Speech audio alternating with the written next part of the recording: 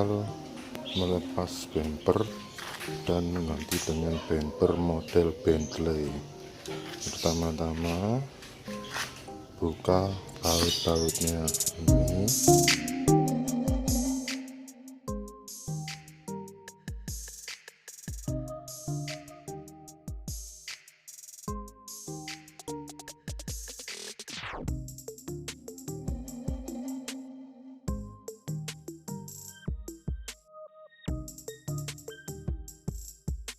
Setelah itu buka baut ini dan yang di belakang grill ini, buka keduanya, kiri dan kanan sama yang tengah.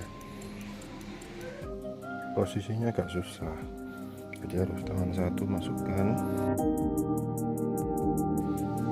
di dalam sini, belakang sini ada baut yang harus dilepas.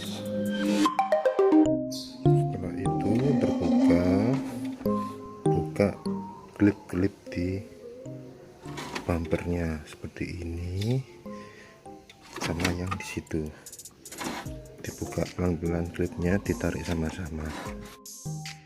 Voila, tinggal nunggu bumpernya datang. Konden-kondennya disemprot dulu pakai jet pressure.